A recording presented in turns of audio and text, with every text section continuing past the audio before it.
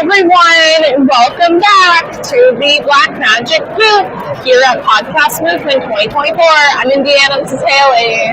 I'm Haley. We're here with League of Filmmakers, Black Magic. We are cinematography actors. Good job. Podcast. Yeah, we are. Now, okay, what have you learned so far? What have you found? Because I wanted to talk about booths that are here. Oh, okay. Yeah, we had a little bit of time this morning to walk around and see some things. And I was, you know me, I was swag hunting mostly. But I did get to have a conversation with the founder of Thrum. That's correct. They're two booths down, so you can tell I wandered far. Founder of Thrum, Lindsay Graham, but not that Lindsay Graham. A podcaster, Lindsay Graham. He hosts a lot of very successful historical and political podcasts. And now, since he was so frustrated with the state of license-free music for podcasts, specifically, as like it's not made for podcasts, most of the music he was finding was made for film and television, so it was a little too intense for podcasts and that kind of storytelling. You look too much of yourself. I know. Well, I'm like making sure I'm in. You look great. We're in the frame still, which I haven't moved, so I don't know why I would not be in the frame. But you know, the way he's calling me out. So then he created this platform that has a lot of really great royalty-free music, and I listened to some of it, and it's all like the kind of music that tells you there's something cool happening that isn't this music, but listen to this music a little bit. It's like the perfect, like you want to listen to whatever someone's saying over the music. Yeah, it works. It works on me. And then they have some really great booths on the other side that are like they look like little houses with like a diner seat in them. This was the thing you were talking about, the cubes. So I was telling you about it. It's little pods, and you can talk to the owners of the sponsoring companies.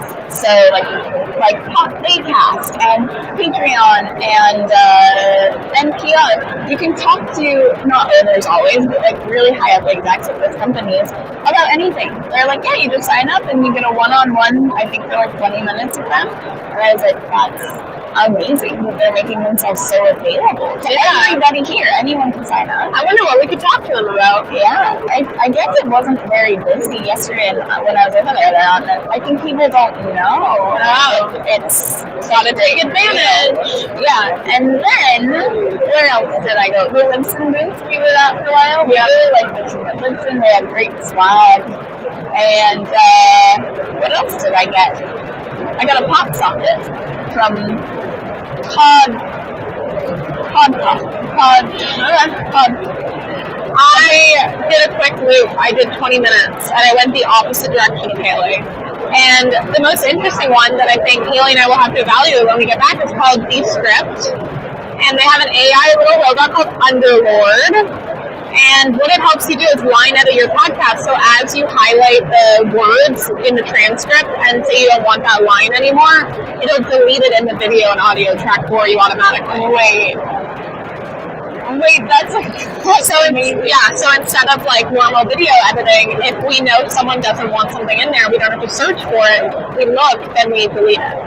That's amazing. Yeah. Because right now we have an editor scrubbing through everything, and we're like, when she says that thing, delete it. Yeah.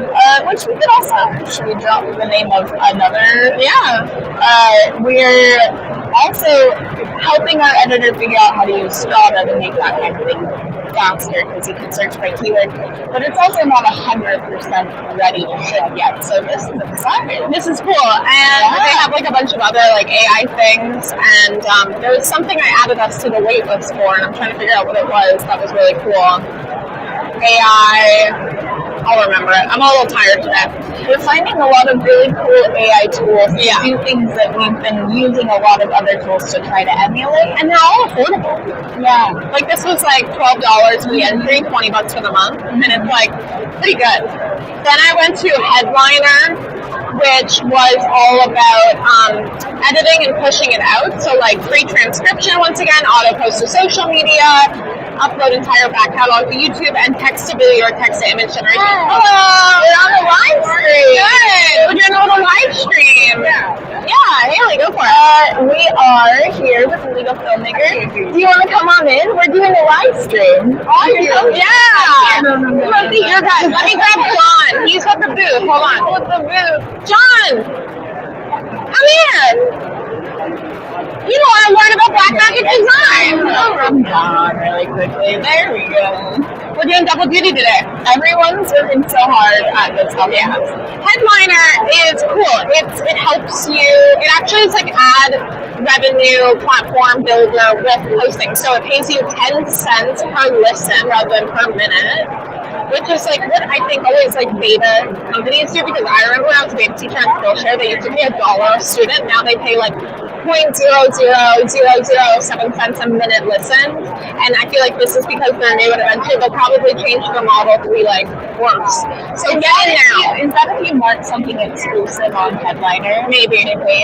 There's another company doing that. Oh, I mean, companies with conferences to like find the companies that are growing and they're willing to like pay you to test their stuff. like Boomcaster, we didn't even talk about that. We haven't talked about it. Well, we did an interview, right? Yeah. But Boomcaster is like, instead of going to like Zoom or like Google Meet to record virtual podcast episodes, instead you can like go onto their platform. There's no login required.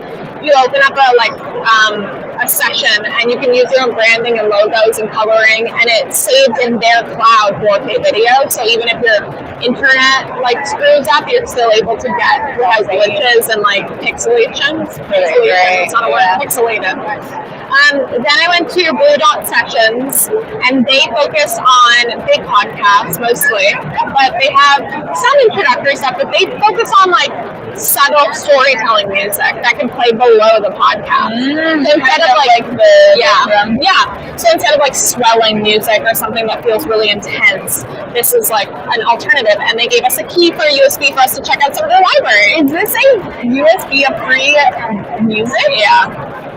Also, look at how they did. I know. They do custom music. This is marketing. Yes. This is paper dibs on marketing. Sure is. We don't, and the keys engraved. Wow. I'm just really like impressed with piece. This one was the last one before I came back, and it's called Speaker. Here it is. Speaker Lab podcast. Speaker Lab. And it's all about how to get booked on stage as a speaker. That's perfect. I need to learn more because you have to take a course and pay them, and then that's everything. I know. Then they put you on stage, and then you get paid. So you can get yourself on stage without paying a course. Yeah, so I'm gonna look into it and see if it's worth it. And then if I end up thinking it's cool, we'll talk about it on the pod. Yeah. But they gave her a book. They gave us a free book called Oh my god. So maybe she should. You gotta go. I need coffee. The Successful Speaker. And I'm wondering if it was like actually published or self-published. There's a big difference these days, and it's hard to tell sometimes. Yeah. So I'm trying to figure that out. It was published by the guy, so self-published. So I'm gonna check it out, and I'll get back to you about what I think. We'll let you know. Yeah. Because I don't want to advertise something I don't know about. Yeah. And I don't have enough information on it. We're talking at 4 today if you want to check it out, though. Yeah. So yeah, we're going to continue to do rounds today, which I'm pretty excited about. Yeah. We're already learning a lot. And we're going to continue to live stream today. We have a full schedule almost. We actually do. Yeah. So we're taking a lunch break today. We are taking a lunch break today. So that will be nice. Maybe we can convince John to pop in instead of us. I know. Break. It'd be cool. That would be awesome. Bye everyone. Bye everyone. See you soon. Later.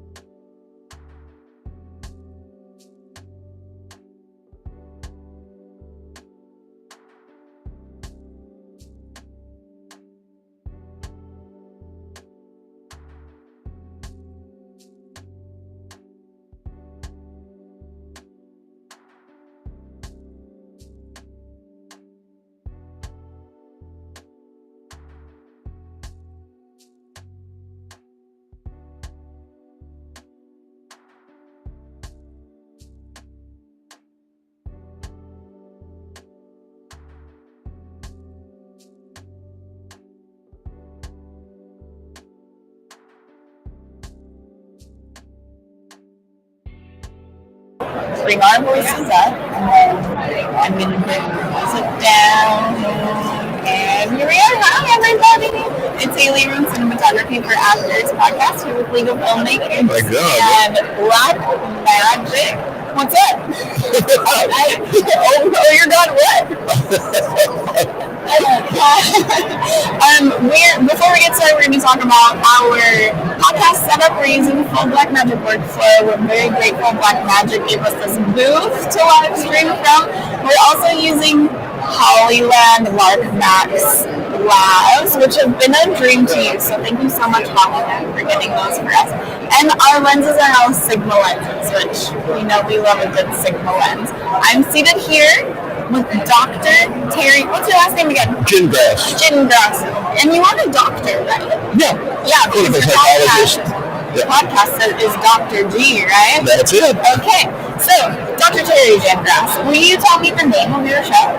Yeah, all right. It's called Dr. G's ADHD Chat. It's about attention deficit disorder because I have a lot of experience with it, both professionally and personally. I have 2 ADHD kids. Okay, all right. I married into a whole family of ADHDers. Yeah. So I guess I must like the excitement or something. Yeah, that sounds like a fun time. So you know that, like, when you mentioned as soon as you were like, I have an ADHD show, I was like, okay, let's get into it. Because I am late diagnosed, of course, and, you know, my algorithm is just like ADHD hot right now, so it's at the top of my mind always. Wow. So let's get into do you have ADHD yourself? No, I'm impatient, but I don't. You just know about it because it's a huge part of your life. My wife just decided she also has it, which I could have told her a while ago. You're like, I know you do. I bet her algorithm is also ADHD hot. Yeah. So let's talk about the format of your show to start with. Let's talk about the format of your show and about the inspiration for your show, because you were working with ADHD patients, right? Okay. But what was the moment that you were like, you know what, I got to start a podcast about this? Okay, well, I wasn't doing any podcasting of anything, and I was watching a football game on a Sunday afternoon, playing with my iPhone, and it's this red camera, and I pushed the button, and all of a sudden it said, "You are live." Okay. So I started doing live stuff. I did 15 or 20 minutes right there, you know, just kind of off the top. And what did you talk about? I don't know. I would have to go back. That was almost 10 years ago now. And I did Facebook Lives kind of weekly, just kind of because I enjoyed it. And there were a lot of people that, you know, I'm seeing ADHD patients every day, and they're bringing different problems in. And it was, I'll talk about that this week, and I'll talk about that the next week, and so on. Right, okay. And then I expanded to YouTube.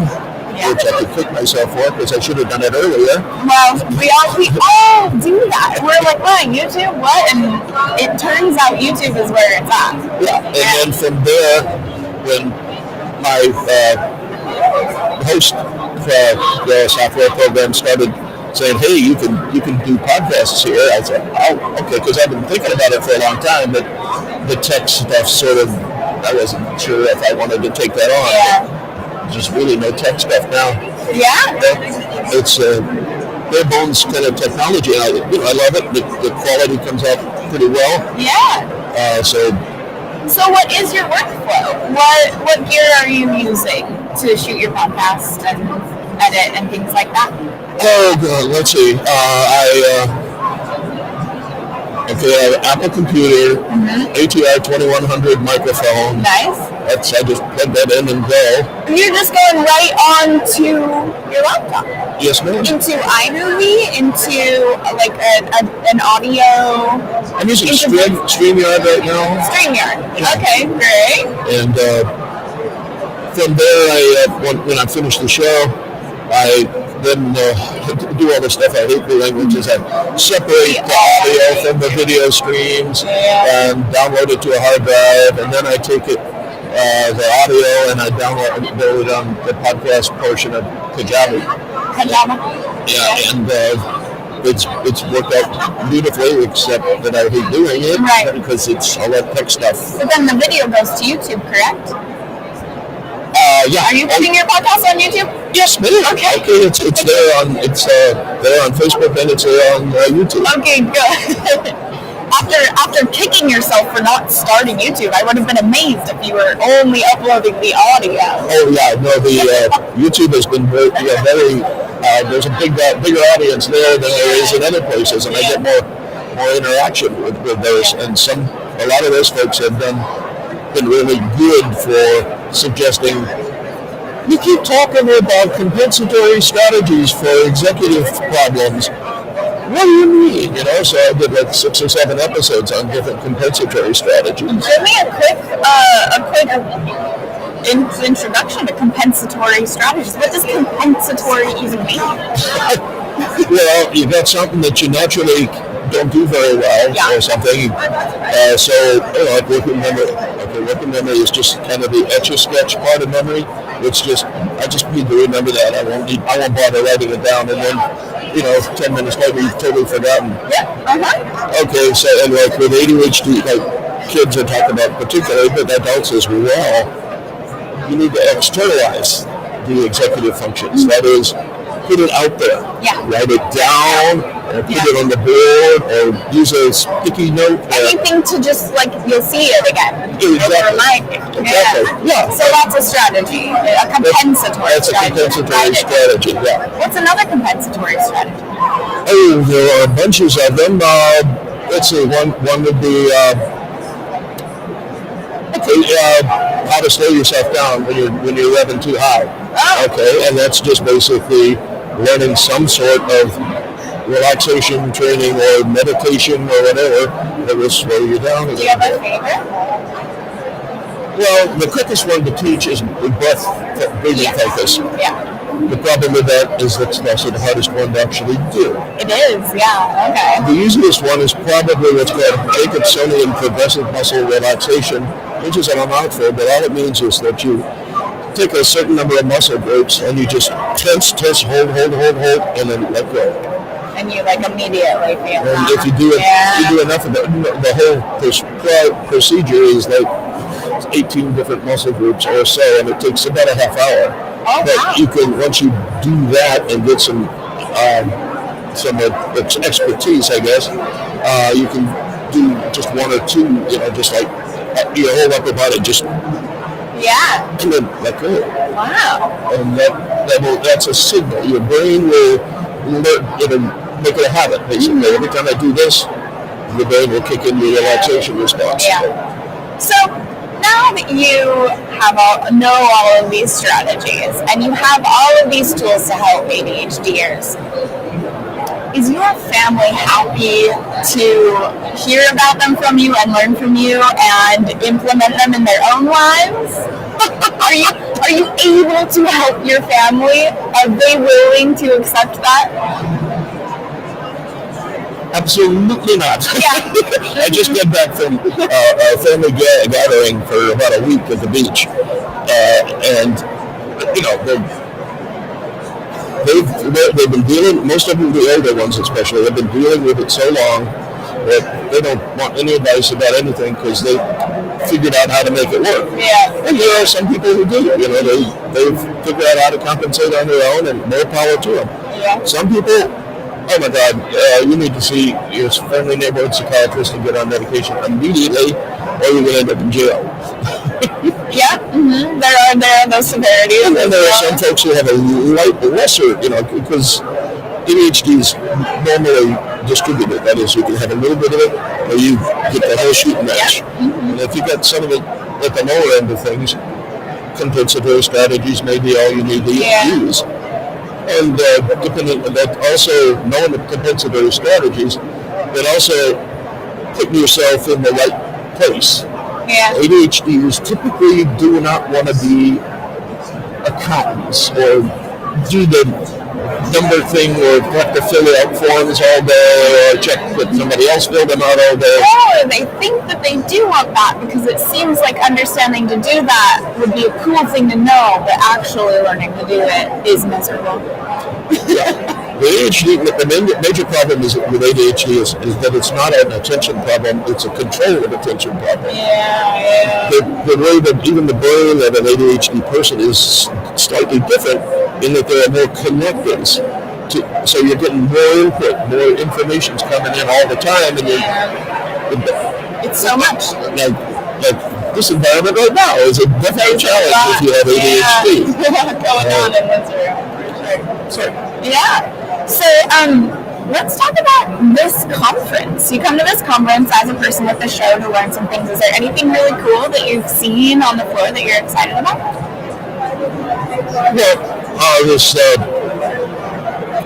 what is it over here? The brain, the ones where you're sitting around the table. Oh, brain gates. Yeah, we just got done with a great one on that, on how to use, the different kinds of software that you can use to shorten your production time, and it was really. That would be probably good for you because you have your process, but something a little more streamlined might be nice. Yeah, I'm one of these. I'm heavy on content.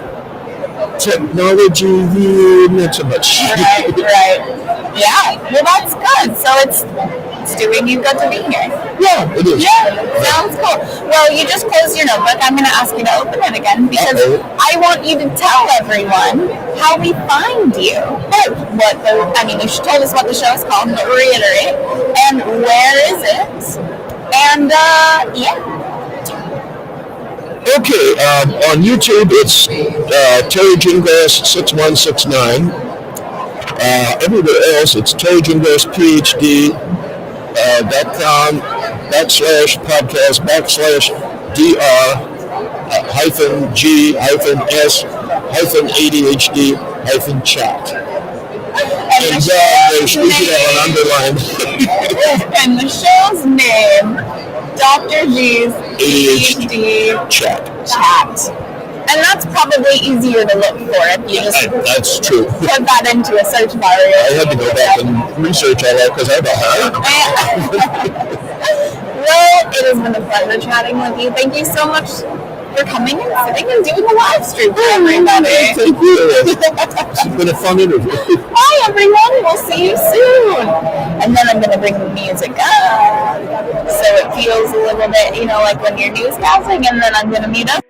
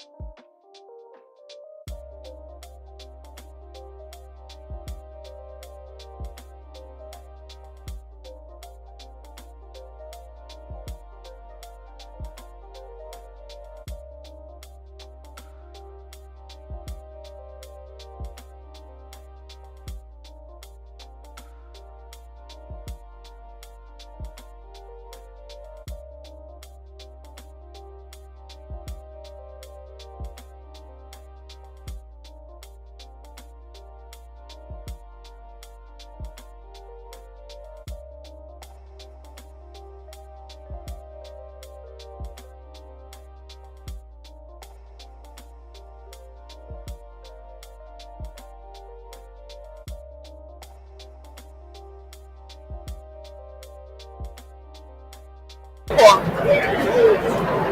Oh my gosh. Hello, everyone, and welcome back to the CFA Podcast Live. And it is live. I say live every time, but it's live from the Black Magic booth here at Podcast Movement. And we have a competitive, just kidding. No. We have another participant who was on our panel yesterday, Mr. Brian Coddington. Is that correct? That is correct, yes. I nailed it.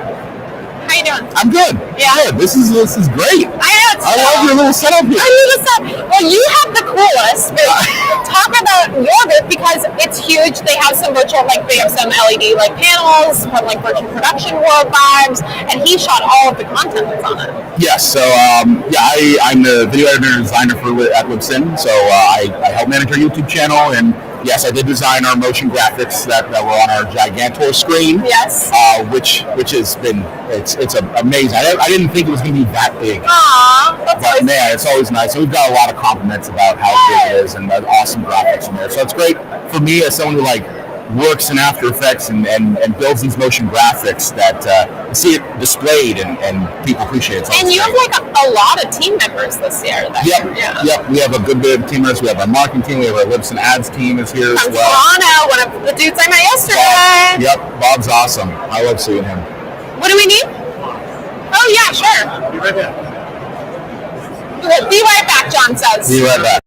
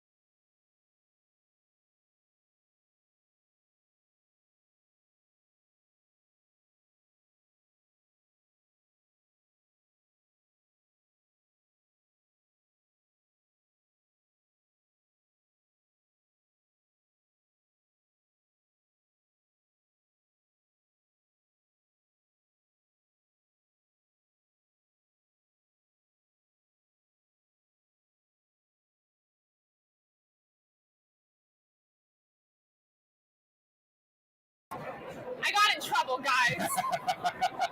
John came and goes, time out. This is really live. Yeah. People don't get it. This is live. This is live. I got in trouble. My career's over as we know it. No, you're good. No, we just had some weird levels.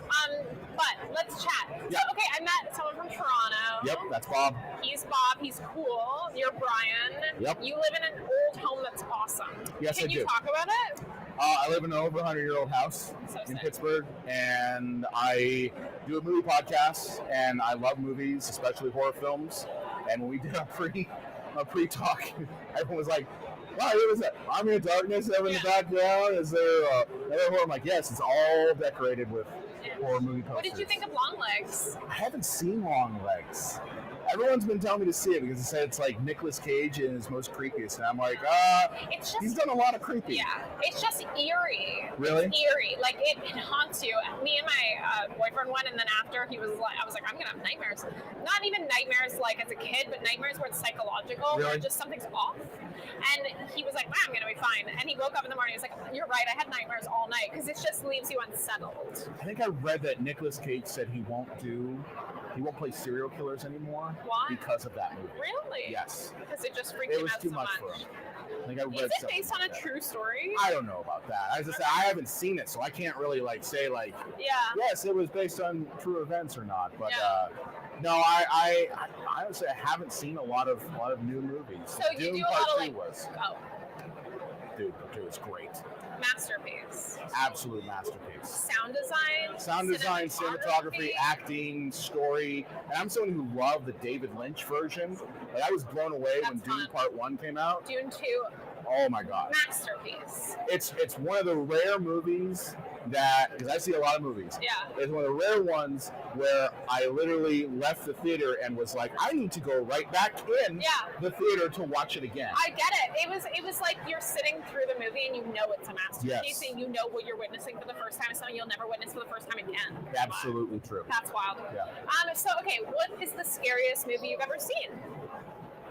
Oh, geez. That's...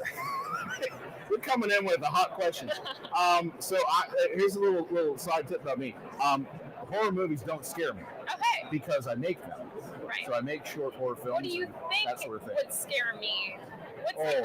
What's the scariest or not disturbing? I don't like disturbing. Not like I don't care about gore, but disturbing, like sexual shit that like is fucked up.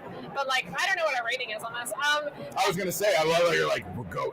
I do my podcast is explicit, so like it's on our channel, there you so go. No one else, can say anything. They didn't give me a rule.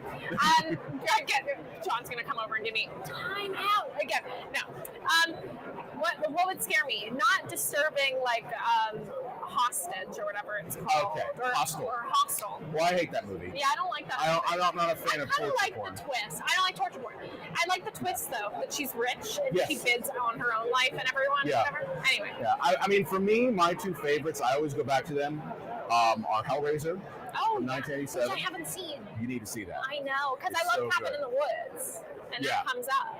Yeah, it's tangentially related to it. Yeah. Another one is a little known with most people, like horror nuts will know this, but Lucky McKee's May from 2002. Okay. So it's Angela Bettis, the director's Lucky McKee, and it is a very disturbing retelling of Frankenstein. Oh. I was talking to somebody else. I think it might have been one of the Boomcaster guys, and I was telling him, I'm like, oh yeah, it's this lonely girl who discovers that she really likes parts of people, but she realizes that everything else about them is terrible. So she one Halloween night decides to like chop up them and turn them into a friend. It's a fun movie. It's for the whole family. Is it like low budget horror? I would call it a definite indie. It's not low budget in that you're going to realize that it's a low budget. Yeah. But it came out in 2002 at a time when indie horror movies did have a slight feel to them. Got it. They were a bit more raw and less produced, but I mean, it's got Anna Faris is in it, so it was one of her first roles. Cool. Jeremy Sisko is also in it too. It's a really good movie, and it's one where like I rented it at a Hollywood Video just based off of the cover because that's the way I did things back in the days. I looked at the box art, but I was like, what do you get scared by? I will give you an exclusive. And what actually scares me. So pickles. No. There is a scene in the movie Edward Scissorhands that has always scared the hell out of me. Well, what is it? It is the scene where he first comes out of the shadows, and you see him come out as this pale face, and then that has. Still scares it's you? It's Can still we watch something. It together No, live? no, we're not doing that. No way. Wow. My, you know what it is? As a kid? I think it's a core memory type deal. Yeah. So, like, I remember seeing that movie. I love horror movies, so obviously, like, even as a kid, I wanted to watch them. But it's a thing where I was like, wow, I am getting a fear response from this. And I mean, you clearly could see that it's pulling from the Cabinet of Dr. Caligari, like that Caesar character. Like that is where it's pulling from. But it's something that has just always been a thing. So when I've made my own short horror films, I always reference that.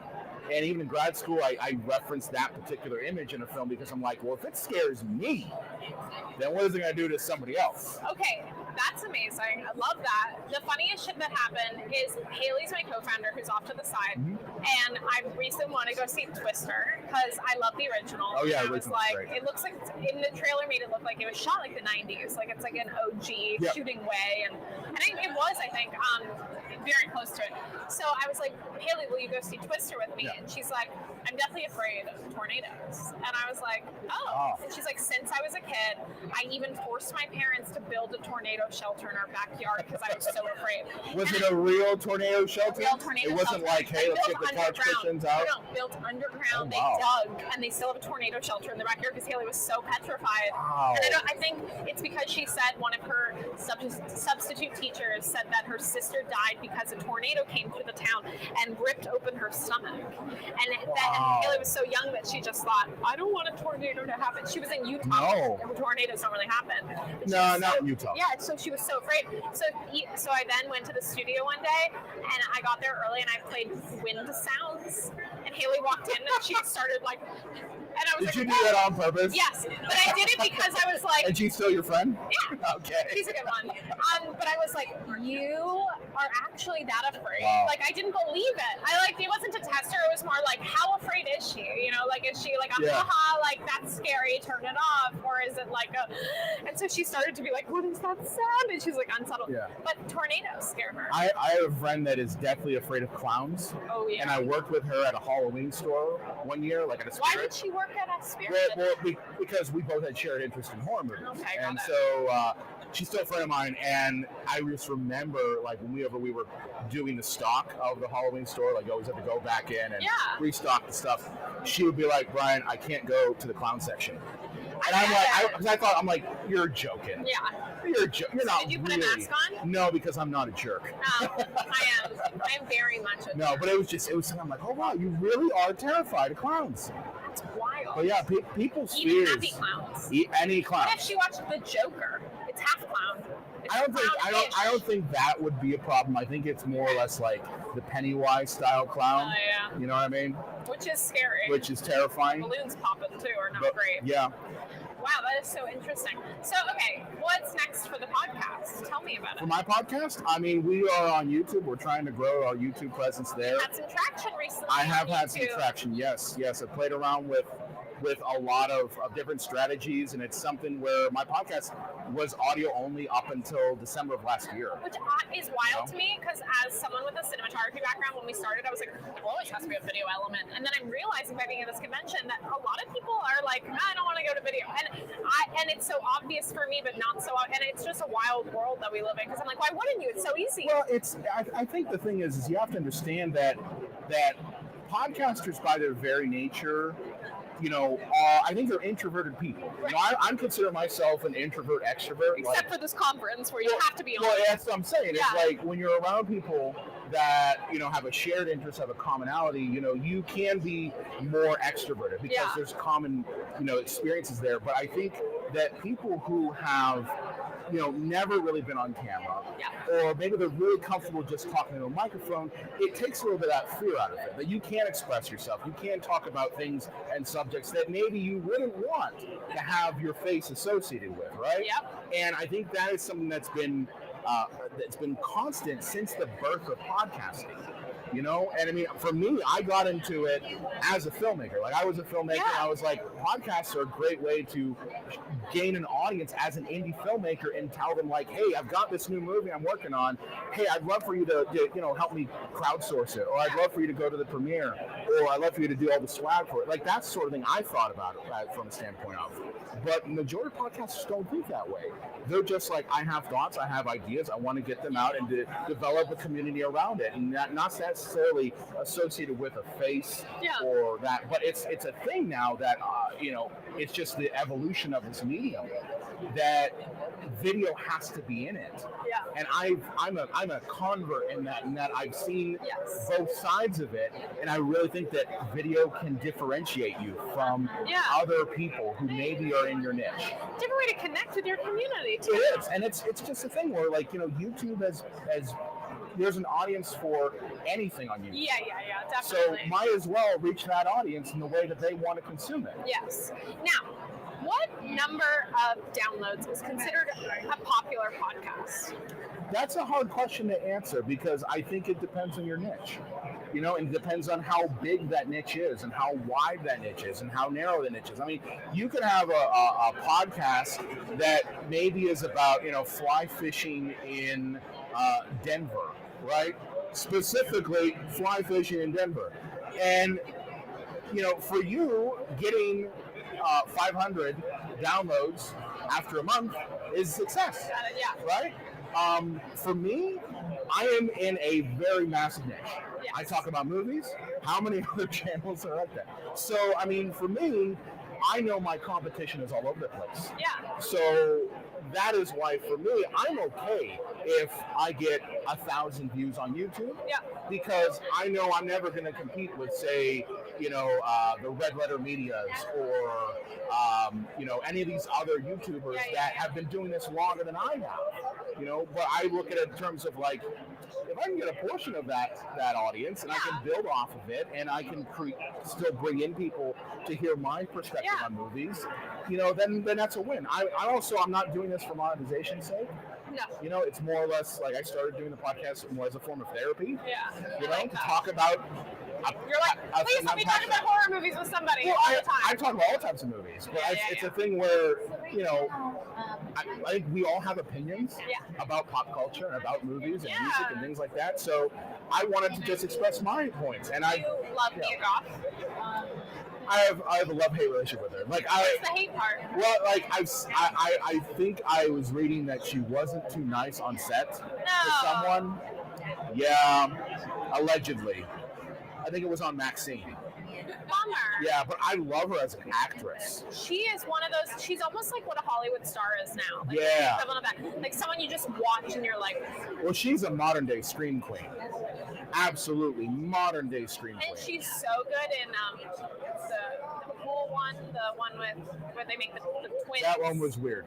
That one was super freaky. James, and she does her whole like. I'm just like. And I love her teeth forward, like yelling.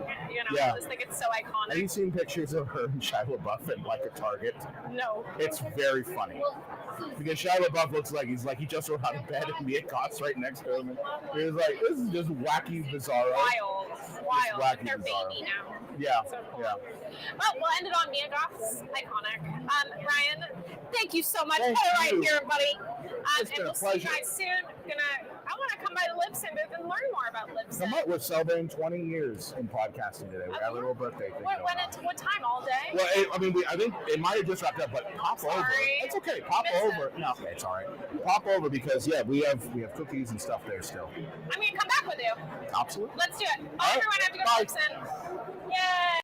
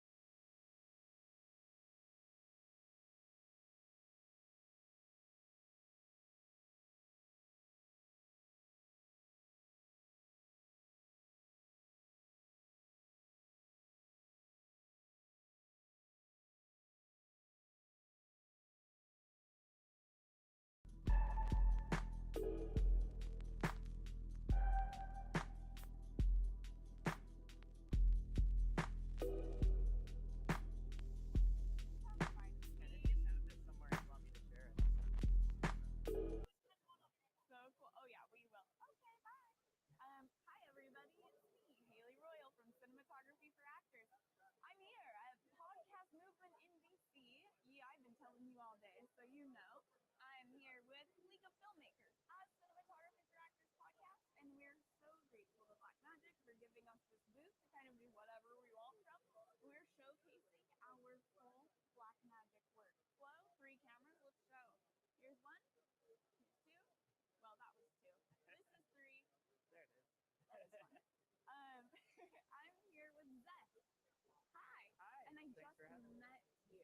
Yes. Because Indiana signed Zeth up for this, and I'm so excited to get to know you. We talked a tiny bit about what you're doing here, what we can do, but let's just introduce you. Sure. Introduce you, and you live here, and what you're doing here. Yeah, so podcast movement, I attended many, many years ago when I had a podcast, and I now own a video production studio. I'm based here in Alexandria, Virginia, so just over the other side of the bridge from our hotel here at the event. And for the most part, I do corporate video production and live streaming. So this little guy we've got right down here, I teach people exactly how to use those, and then I use them myself in my own workflows, and along with all the other Blackmagic equipment. And man of many video talents. As an aside to that, I also run a network called Videographers Connect, where I have 13,000 videographers across the world. Wait, what is that?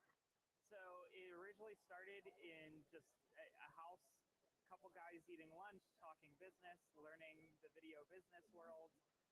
Some more experienced than me, others less experienced, and it grew. And we said, okay, let's go rent out this guy's studio. And we had like 30 people. And then someone else said, I volunteer my studio. And then we had like 60 people. And then I was like, we're getting way too big for this. So we started a Facebook group, and it is now a resource for videographers everywhere who are looking to share ideas, get more work. There's always people posting in there saying, oh, I need a videographer in this city. And it's a resource for them. That is a good resource. Yeah, because people they don't really know where to look for that kind of thing too. So it's also a service for users, for employers, I guess. For anyone and everyone, really the goal was let's just grow the community, right? Yeah. And so the only way this community grows is if we're not all at each other's throats trying to steal work from each other. Yeah. And so Not we trying created to undercut each other. so a free group where people can go in and either post, I need to hire someone, or they can learn, ask questions like, oh, I don't have a contract in my video business. I've never done this before. How do I make sure to protect myself? Any sort of business question. So cool. Okay, so let's talk about ZMB Media. Let's talk about your company. Sure. I founded ZMB Media in, it's been a little bit now, 2013, so 11 years going strong. I used to work for Apple, and I jumped off the deep end. I walked in one day with a resignation letter, and the next day, the LLC was formed. That is such a leap of faith. Very much so. And thank that you. for yourself. Yeah. A lot of people bet on themselves like that. Well It was scary and exciting and everything all at once. And here I am 11 years later, and I've worked with a number of companies, Fortune 500 companies. I've worked with Amazon, AT&T, I've worked with universities, so Georgetown University over here, Johns Hopkins University, and all the way up to the Secret Service. Wow. And you're working with them in what capacity? So it's always a different project. In some cases, it's a live stream event or conference. In the case of the Secret Service, I can't tell you, otherwise, no, just kidding. I worked with their German Shepherd training facility at Fort Meade when they were building out that building. The construction crew has to create these engineering videos that they kind of pass off to say, here's how you maintain the building, here's how things work. I might not have learned a couple of counterterrorism safety measures built into the building. So it's being able to document that and passing off that video. So the projects are always different, ranging from a live event to government videos that never see the light of day. Yeah, it's video creation for that. That's so great that you're flexible. So when you're approached by someone, or you pitch yourself for the job, what's that conversation like when they're like, what can you do? Yeah, I would say that, I call these a discovery call. And a large part of it is me asking questions and learning about them first, rather than jumping the gun and saying, here's what I do, here's who I am, because I want them to understand that there's a saying I was given a long time ago. It's you have to serve before you deserve. So if I go, you have to serve before you deserve. So if I go to that client and I say, I'm here to help you, the best way I can do that is by saying, I'm going to learn about you first. I'm happy to give you information about me, but this isn't about me. This is about you, and then eventually about what I can do for you. Yeah. Okay, well, that's a really great way to approach possible work, is letting them know that you're going to really take care of them up front. Yeah. So cool. Let's talk about your channel now. Yes. What are you doing on your channel specifically? The channel was originally my COVID free time project. You know, we were all kind of locked away at home. I had some time, and I said, you know what? I love teaching in general. I love explaining how these things work. Yeah. And at the time, a lot of people did not know how to use these. And they were videographers that were trying to pivot during a global pandemic, trying to figure out what to do next. And so the channel really focuses, one, on teaching live streaming, and then two, just the general business of videography. How do you grow your business? How do you get more clients? How do you put yourself out there in a way where it's not this spammy self-promotion thing, and then the client doesn't want to hire you because you only talked about yourself? You got a little too, yeah. And then, we go into all sorts of gear. So, you know, right now I've got some cool stuff from Blackmagic. I've got some stuff from Hollyland. They sent me some microphones. And so I try really hard to review the gear, put it to the test, and figure out who's the audience this is made for, and help people to make the right buying decision so they don't go waste a whole bunch of money. That is so great. How do people find this channel? Like, I mean, I need more publicity Yeah. on a live stream, you know? So typically, if you're searching YouTube and it's anything about the Blackmagic ASEMs, you'll probably see my face on it. Amazing. I probably have seen your face. Yep, definitely possible. But it's my name. It's Zethan Moses. So it's Zephan Moses, Moses, and I'll pop right up. Oh, cool. Well, thank you for your service, because I'm sure that in a panic state, I've been like, how to do this on Ethan Twitter, and I've seen you. And Very good chance that my videos come up. Thanks so much. Thank you. Thank you for having me. Thanks for watching, guys. And then we go here, and then I'm still talking. That's okay. I'm gonna bring the music up.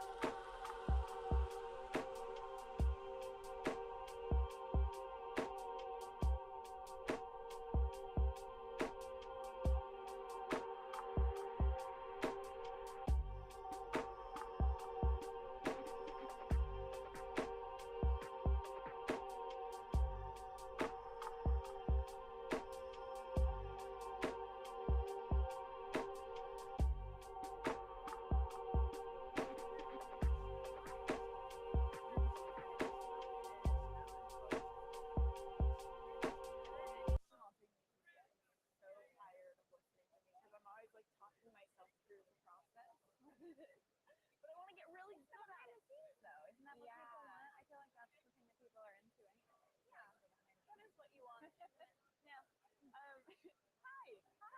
I'm Haley Royal, here with cinematography for actors and legal filmmakers, sponsored by Black Magic. We're using a 3-camera setup from Black Magic with Sigma lenses. Thank you, Sigma. And Hollyland let us use these really cool large max mics that we've been having a great time with. So thanks to all of those guys for making this possible. Now, I'm very excited. I have Laura Hunter-Drago here. I met her yesterday, and she told me some really cool information about shows that she's creating, and creating, and some cool stuff coming up. So, hi, how are you? I'm well. Thanks for joining me. Thanks for coming back all day later to do this. I remembered. I didn't forget. I put it in my calendar. Came back. Good job. Thanks. Okay, so let's first talk about the show you have that is complete. Okay, yeah. So I have a show out called The Crime at Camp Ashwood, and that is a fiction podcast. Right, and I remember you're doing scripted. Yeah. So I am a screenwriter, and I was an actor. So I guess I'm in line with Now, when you say was an actor, is that because you don't want to be an actor anymore, or just because you found yourself doing other things instead? A little bit of both. I think I was tired. I felt like I was not creatively fulfilled in the roles that I was getting to audition for. Okay. And so I started producing, and then when I started producing, I started writing, and I just fell in love with it in a way that I think I fell out of love with acting at a certain point. So never say never. I do act in that show that I just mentioned. Laura, you're telling me you used to be an actor, but you're writing things for yourself, so you must still be an actor. I guess I'm not an auditioning actor anymore. I just cast myself in things. I think that is still being an actor. You're probably right. That's the way all the A-listers are doing it. You caught They're me. not auditioning anymore. You caught me. They're producing the stuff they want to be in, so maybe you're more of an actor. Maybe I am. Take this as some inspiration.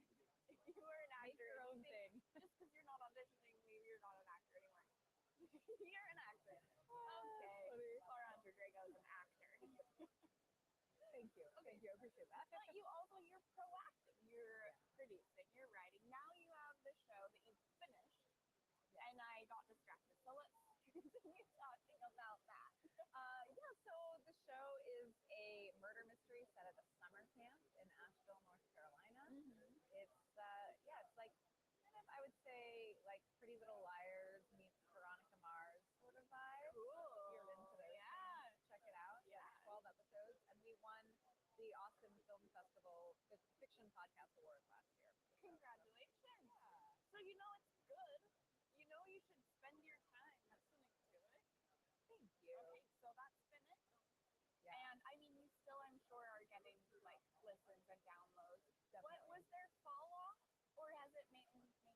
No, it's really maintained. I think that's the interesting thing with fiction, because it is definitely evergreen. Yeah. So people can kind of come to it, and I think the more people that hear about it, people tend to binge it, I think. So they listen. I think the total runtime is probably 2.5 hours. Yeah. So they'll like listen all the way through on a weekend. Somebody yesterday just told me, "Oh, I just listened to that in like one day." And I was like, You can just like pick that up for a road trip. Yeah. It's not even a whole road trip. Perfect road trip length. Yeah, definitely. Yeah. No, it's fun. It's been a good experience, and I wrote a TV pilot for it as well. So we'll see if that ever comes to fruition. Exciting.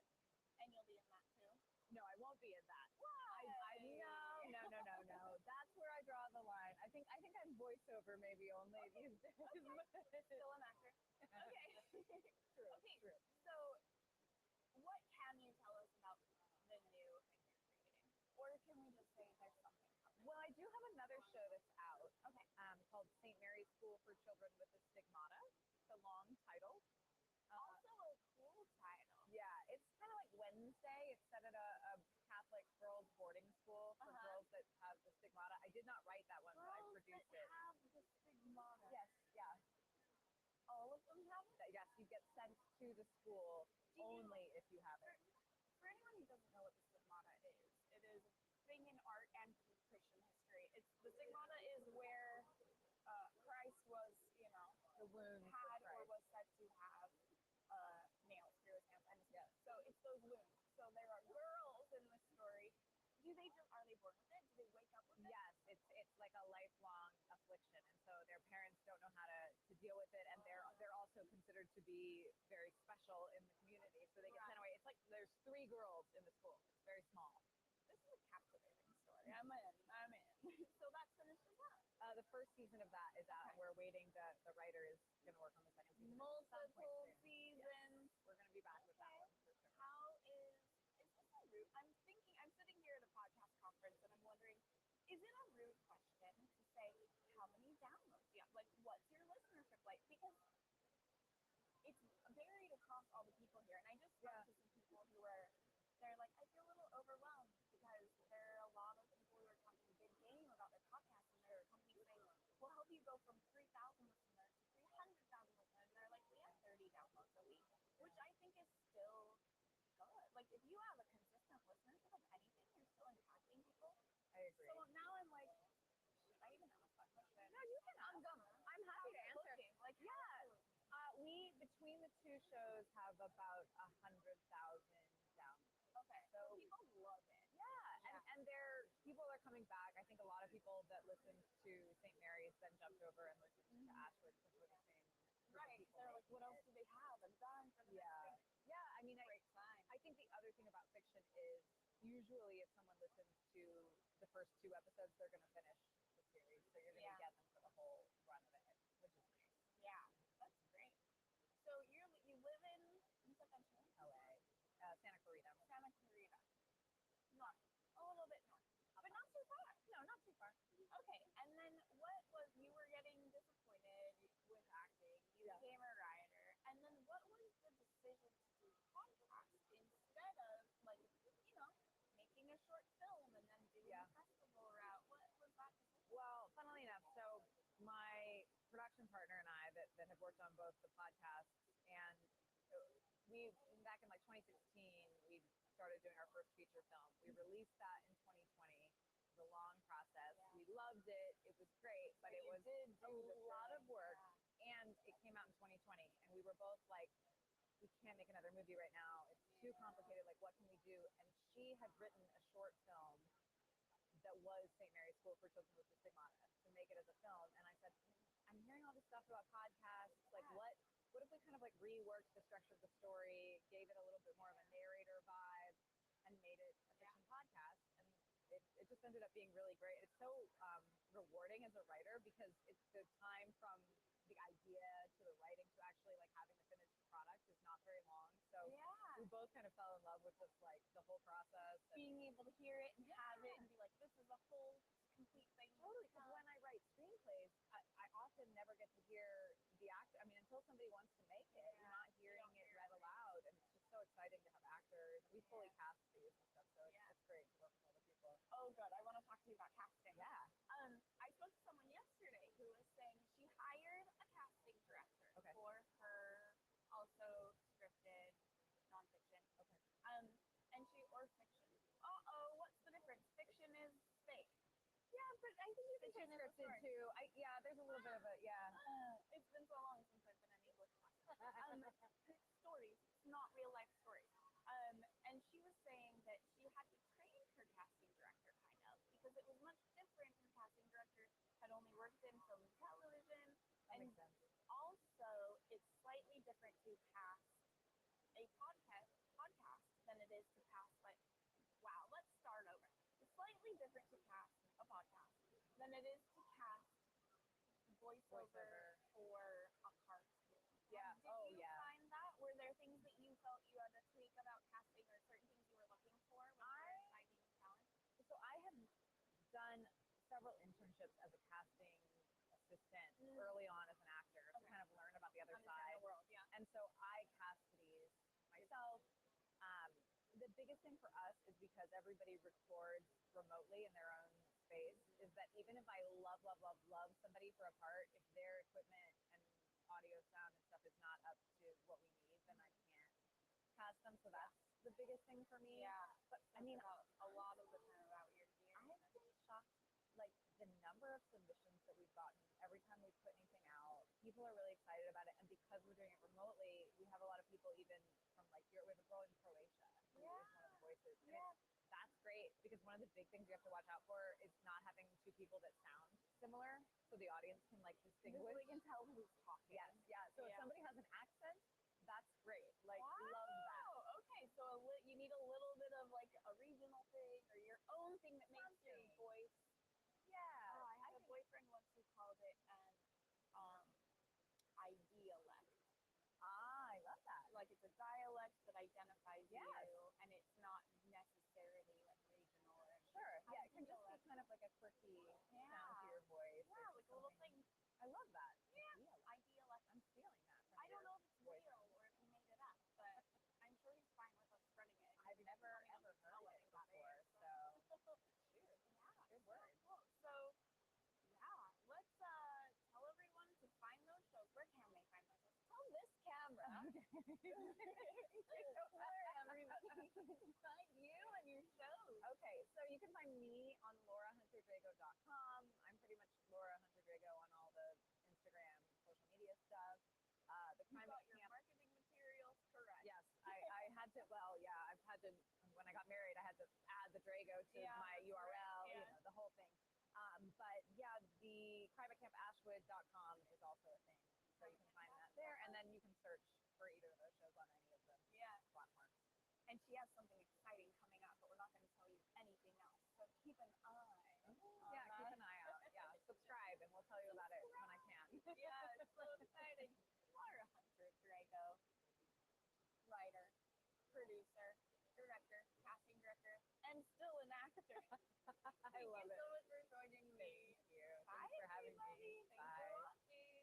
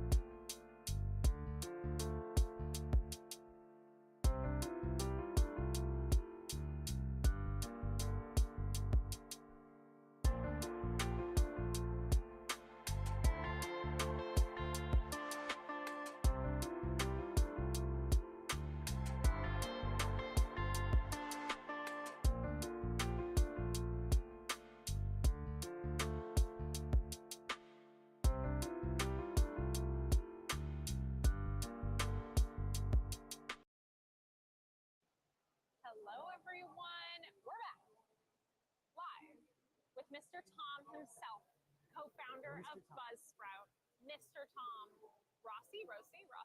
Rossi. It's a good name. How are you? Good. Yeah. Really enjoying the show. Me It's so much fun to talk to podcasters. What year is this for you coming to the I show? don't know. At least 10 years. I think So from the first one, yeah. Oh, whoa, sick. So, okay, this is cool.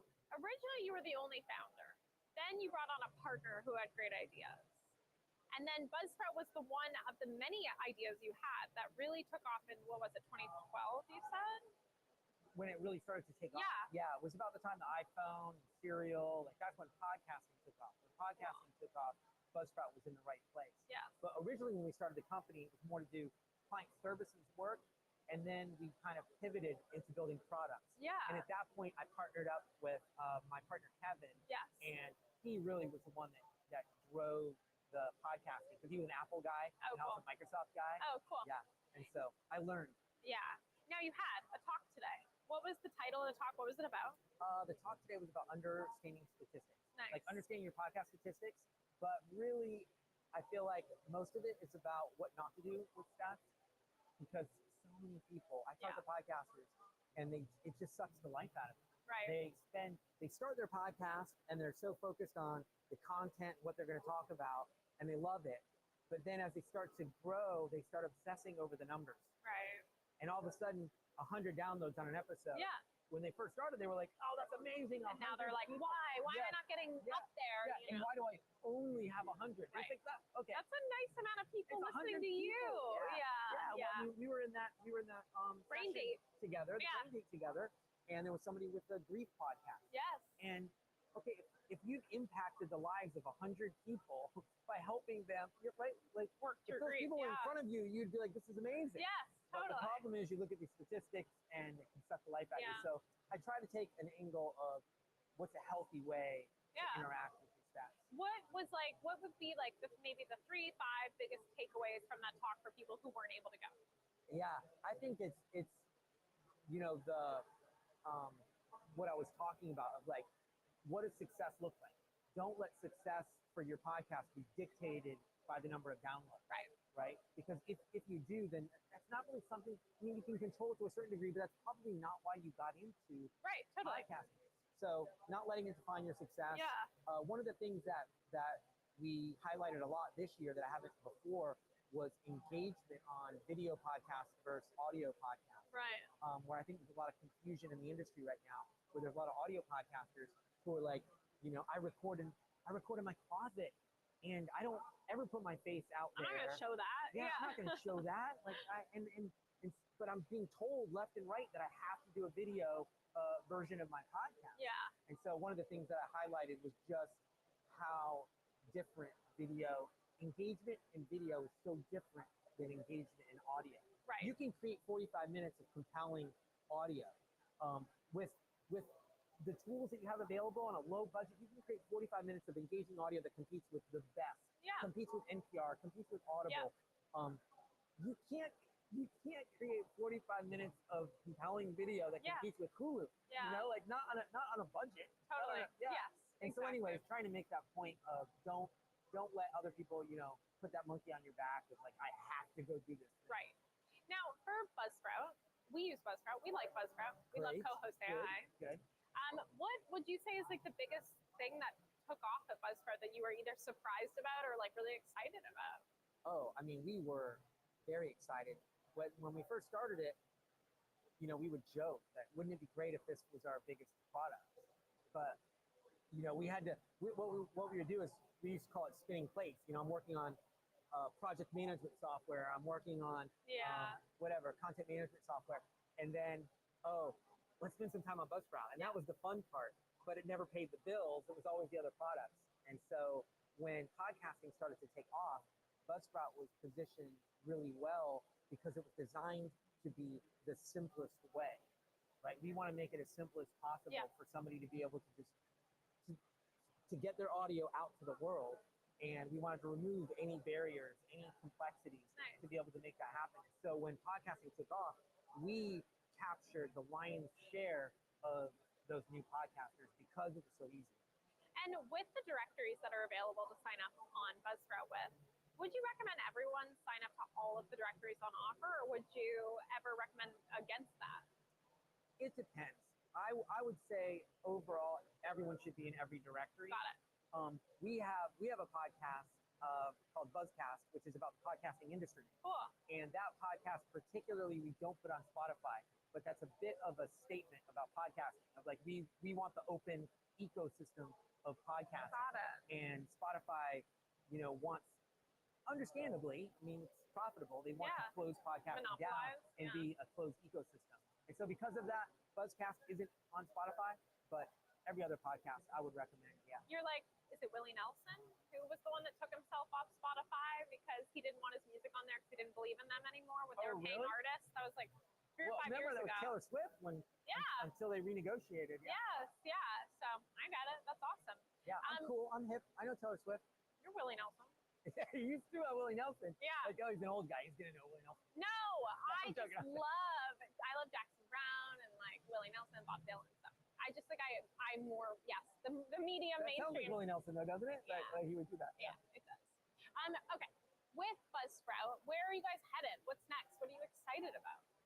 What we are always looking at is, the fun part is the recording. Yeah. The fun part is getting behind the microphone, having the conversations, and doing the recording. It's everything else that tends to suck the life out of podcasting. And so we're always looking for Streamlining. how can we streamline this? Yeah. So like you mentioned, co-host AI. So good. You do your recording, you've got it all in the bag. You're tired, you're done, but now I got to give it a title. Yeah. Now I got to give it a description. Now I got to mark the chapters. Yes. And so we're always looking for what can we do to streamline that process and to allow podcasters to do the things that are life-giving so that they're more likely to keep podcasting. Everybody that gets into podcasting wants to podcast. They don't, but it's all those other things that comes with it. Yeah. And when you think about what percentage of your time do you spend doing the things that you love, and what percentage are you doing the editing, doing the tweaking, doing those things? Yeah. That's what we want to minimize. And final question for you, Mr. Tom. What is one of the booths you've been to that you're excited about? I have not been to any of the booths. Okay. I have been in Busy my booth. co-founder over here. Yeah. But no, I really enjoyed meeting you and hearing about all the stuff that you're doing. I think you and I were in a brain date about alternative forms of monetization and thinking through different ways of how you can use your media. And I really love the stuff that you're doing. I think it's different and it can really help other podcasters. Yeah, it starts from not knowing what we're doing and then formulating it into something we somehow know what we're doing now, Yeah, but think about if you had come too early to a show like this, they might have dorked you up. Like, Totally. Yeah, you might not have come up with your idea. I would have never thought, you would just be like, ads are the way to go. I have to get those numbers up. But you brought up a good point about the value of not just the monetary amount, but the value of if you, in your example, was if you want to become a published author and you have a book, instead of trying to make a connection via just emailing and cold calling, you instead, if you love it, start a podcast about it, and then maybe you invite those people that would sign you or publish you onto that show, and then you have a need for each other. Yeah. And I love that. I think connection is the most important part about why we do anything in the creative industries and community building, and that's why we started our nonprofit. So I love ideas like that. I think it's so wonderful. People need to think more like that.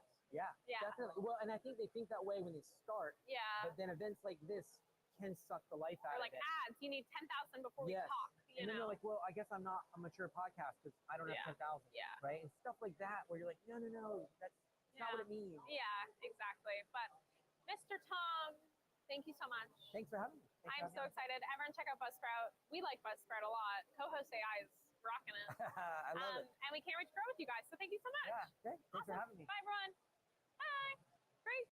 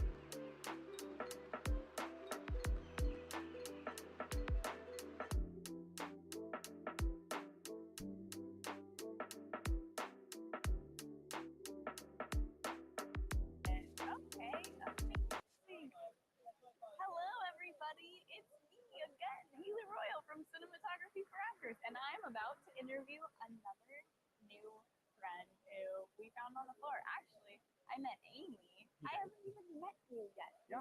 We just waved this morning. I know, we just kind of waved and high-fived and then walked past each Let's other. do the whole thing. Yeah. Hi, I'm Haley. Hi, I'm Andy. Hi, Great Andy. to meet you. Good to meet you. Yeah. This is Andy Myers. Andy, what's your company called? So we are Power Up Productions out of Richmond, Virginia. And we do video production. We have gotten into the video podcast space. Okay. Specifically focusing in the food and beverage industry right now. Food and beverage podcast. Yes. Production. Yeah. Yep. Very cool. I know. Yeah. And is it people just talking about food, or are they eating on the show? So a little bit of both. We actually know a local Richmond chef, and she's working with us, and we're gonna kind of go along with her and do a Richmond-based series. Kind of see where it goes. She's going to go and introduce all kinds of different food styles, talk to local farmers markets, things like that. So you're going on the road. We might go on the road, yeah. That's very exciting. Okay, so I want to talk about how things work for your service is just supporting these hosts, correct? Yeah. Mm-hmm.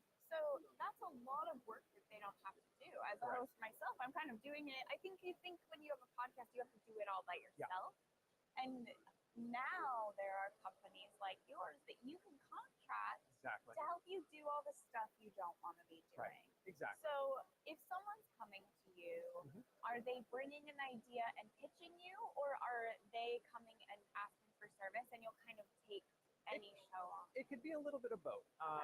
Most of the time they have an idea, maybe come to us with some kind of an outline or a format, and we can help them flesh it out. We've also had people that have come to us with full scripts, and we put them on the teleprompter, and they go forward for the video part of it. Yeah, exactly. Yeah. So we help however we can. And the whole idea is to let people be creative. I mean, we are a group of storytellers. We love telling our stories. We love telling other people's stories, and that's just what we do. Yeah. So if we can take the heat off of somebody and do all the technical side, then that works for us. Yeah. So you'll do some pre-production, some help even developing some of the time. And then once they're recording, are you supplying gear to them? Are you using gear that is yours, or are they bringing their own gear and you're doing the logistics? Most of the time they come to us. We have a studio in Richmond, and we can customize their backdrops and couches and chairs and tables and that kind of thing. And we have all the cameras. You can customize even that part of it. Yes. Yeah. In fact, let's talk about that process. And that's exciting for I love decorating. Oh yeah. Yeah. No, we have a customized backdrop that Amy's husband built for us. And we went to I think Lowe's or Home Depot and bought a bunch of wood and measured some stuff out, and they just built it. Just made a really cool. Yeah, and so we can, and it's all kind of Velcro based, so we can remove a backdrop, put up a different backdrop, have something go over top of it, and set up with either chairs or a couch or something like that. And we've done it before where it's like we've had the nightly change, like the next day it's a different setup. Because you know who's coming in the next day, you prep for their show, and you know that it looks like this. Exactly. Wow. Yep. Okay, what are you doing for sound to make sure the sound is really nice? I mean, as far as the room goes, are you using panels? Is it different for everyone? Yeah. So I went in and I did custom paneling on the floor. The kind of rubbery stuff that you can do. We've got blackout shades, and we've got some of those white panels that go up the sides a little bit, just to help with the sound. We'll also use like these Rode mics, lavaliers, or if need be, if we've got a bunch of people, I can switch to I've got a Rode boom mic that I can set up, and that goes into a little Zoom F3 recorder. And for their setup, do you have a limit on number of guests they can bring? Because every guest is a new microphone, a new input. Are you typically right now we try to keep it to maybe 1 to 2 guests along with them. We want to make sure if we're producing the content, everybody gets the ability to talk. You have 7 people standing around, somebody's going to be standing there the whole time and not really be able to talk, especially if you're trying to get out like a 15-minute or a 10-minute podcast, something like that. So we try to keep it small and just let everybody be creative. And you have people there on the day to help out, right? Like Yes. technical help. People aren't dealing with cameras and audio themselves. They Yeah. really are just coming and sitting and Exactly. doing their They come chat. in, sit down. Pretty much, I'm the one handling the cameras, the lights, the audio. I do all of that stuff in the background, and generally we'll have somebody come in, sit down on the couch, mic them up, turn on the lights, and hit record, and they go for it. Okay, that's a great service Yeah. because then you're on the day. You just all you have to worry about is your chat, Exactly. your talk. Yeah. The whole point of it is just to make it as easy as possible, low key, low stress, and as soon as somebody gets stuck in the details of, well, how are we going to technically produce this, it gets in the way of the content sometimes. Yeah, you So don't we want that to stop. Yeah, so we want the creative energy to just keep flowing. Yeah. Okay, so that is we've taken care of development, pre-production, production. What about post? What are you offering for post-production? So post-production services is a lot of me as well, and Amy, we kind of tag team on that. Most everything will be pulled into DaVinci Resolve when we're shooting the video for it. I have a lot of plugins. I'm doing color, I'm doing audio and sound, and we really try to produce with color in mind. You know, if we're using their brand colors inside the video, then we're going to try to help out with that on the back end. And we go through and I've set up. I come from a process-oriented background, so I actually have a Trello board that we use, and I've set it up with all different columns that have statuses of where the videos are, episodes, where we are. So as we're going through, Amy and I can comment, and they move through. So at any time, you can just look at the board, see where anything is, and you can go from there. That's great. And then are you also you're adding music on that too? We can do royalty-free music for right now. We don't have a musician on staff, Right. but if somebody brings their own music, as long as it's not going to get flagged on YouTube or something like that, like we'll tell them don't bring the Taylor Swift songs right now or something. Not yet. You know, not yet. But yeah, no, we can definitely do royalty-free music, things like that. So then you have this completed episode. Yes. And then are you handing it off, or are you also handling the rest of, uploading to whoever is hosting? Do you have a favorite hosting site? And then are they marketing? Sorry, I will not let you speak. Oh no, it's totally fine, totally fine. No, it depends, really, based on the customer. There are some customers where we just upload the finished product to Google Drive and they take care of it from there. We have managed YouTube sites in the past and uploaded into Spotify or wherever it is that they put things into before. So a lot of times it just depends on the client. Sometimes they're better at the back end of actually posting, and they just want that file and they just take care of it from there, and that works for us. Wow. So it really could be a service from front end to back end. Absolutely. Across the board, complete project. And really, all you have to do is come with an idea and then sit in the chair. Sit in the chair. We'll help flesh it out. If you need teleprompter, we can do that. We can also take the teleprompter away and do coaching and make sure that it comes out authentic. Wow, that's very cool. Yeah. Okay. So how can tell this camera? How everybody can find you? Yeah. Especially if they're in the area and they're looking for this kind of service. Yeah. So in the Richmond area, if you want to look us up, we are powerup-productions.com. You can also email me at andy@powerup-productions.com. Easy. Happy to help. Okay, sounds good. That sounds awesome. Yeah. Thanks for chatting with me. Thanks so much for having me. I appreciate it. Bye, everybody. Take care.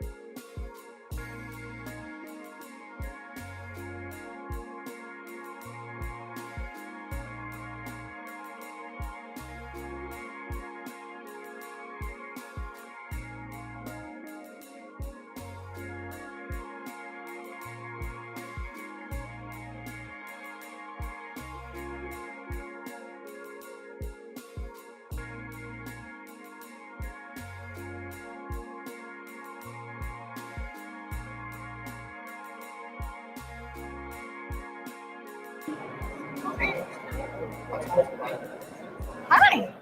Oh, that's not the camera that I want. That's the camera that I want to be on.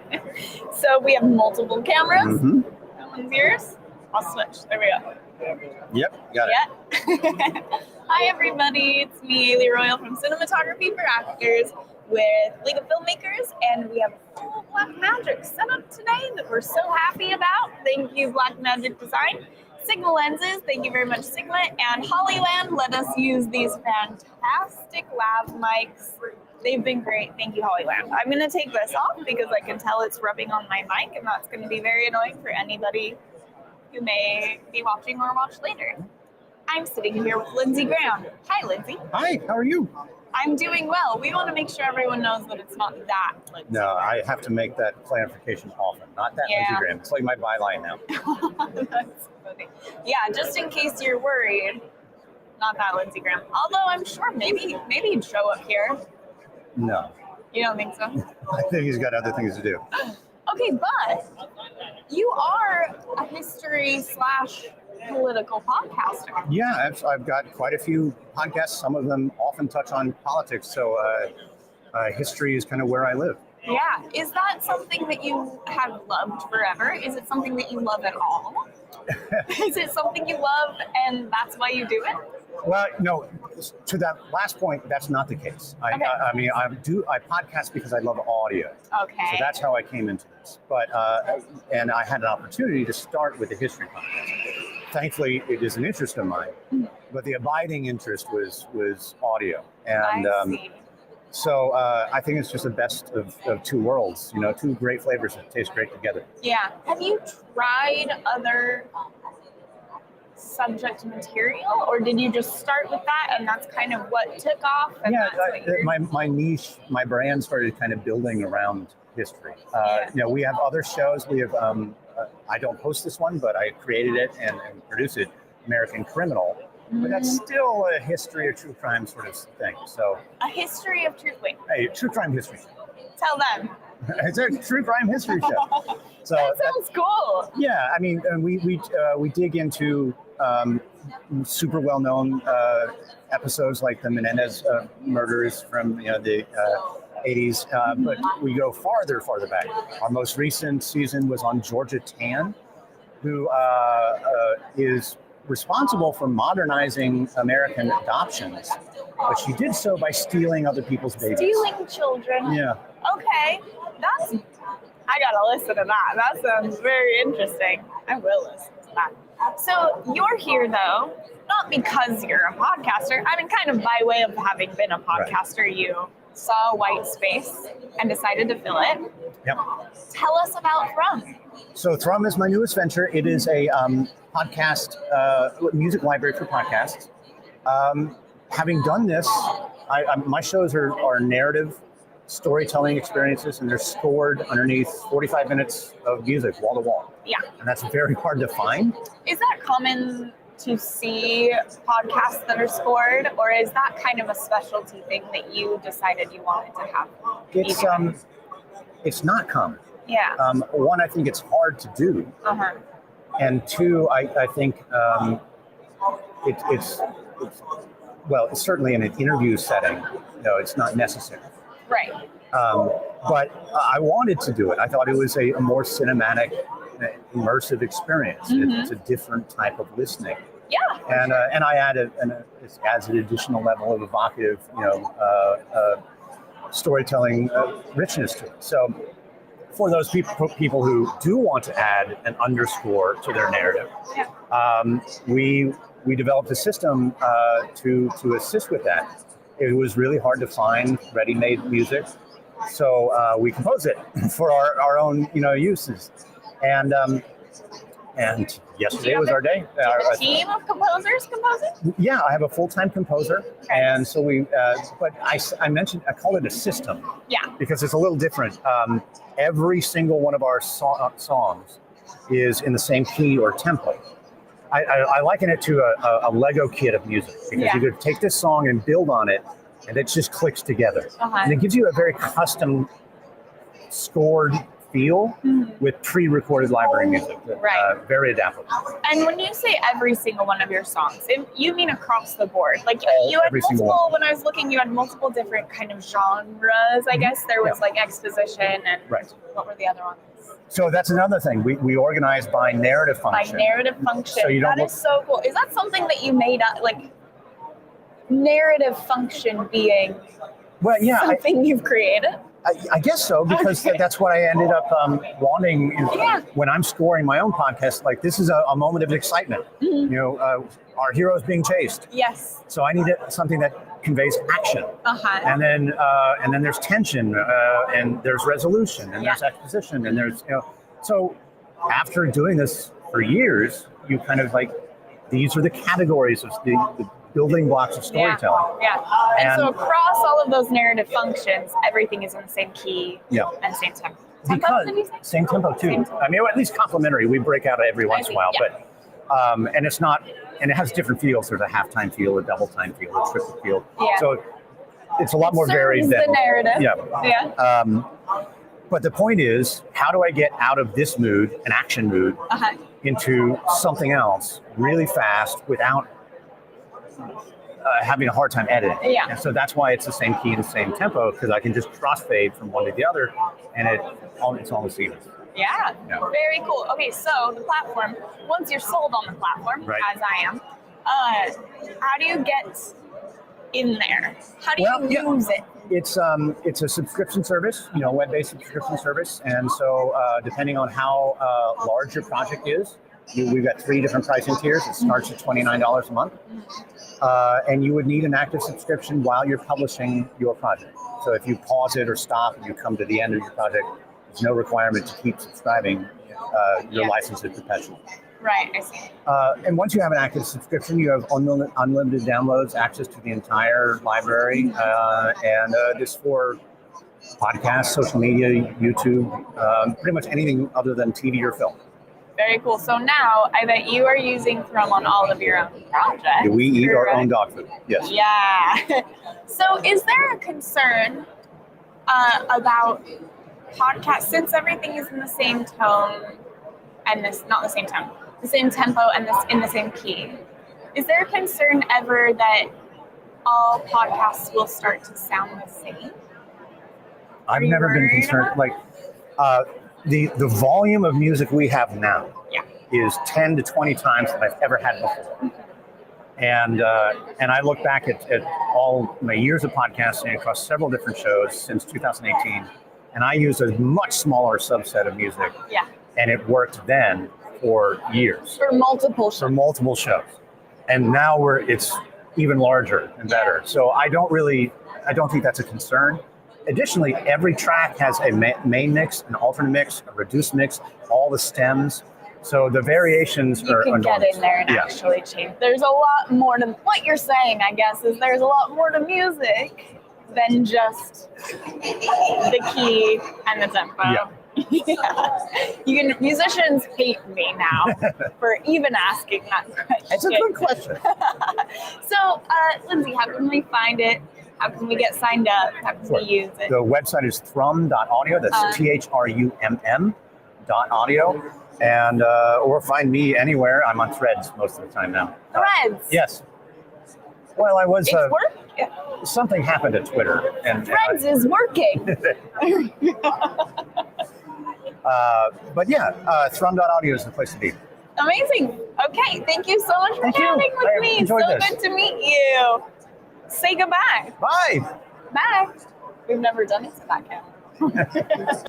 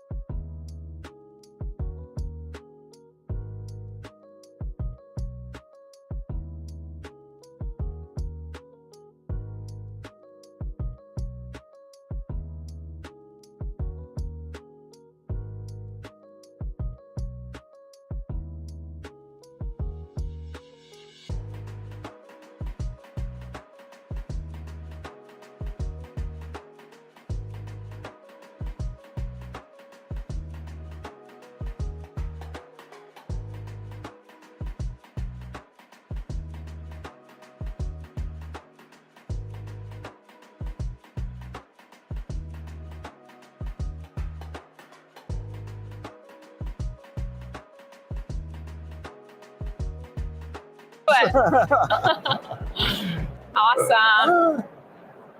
Hi, everyone, and welcome back to the CFA podcast here live at the Podcast Movement Show that I keep wanting to say post-podcast. I don't know where that got in my head, but it's been in my head for months. Haley and I keep saying post-podcast. It's not that. It's the Podcast Movement.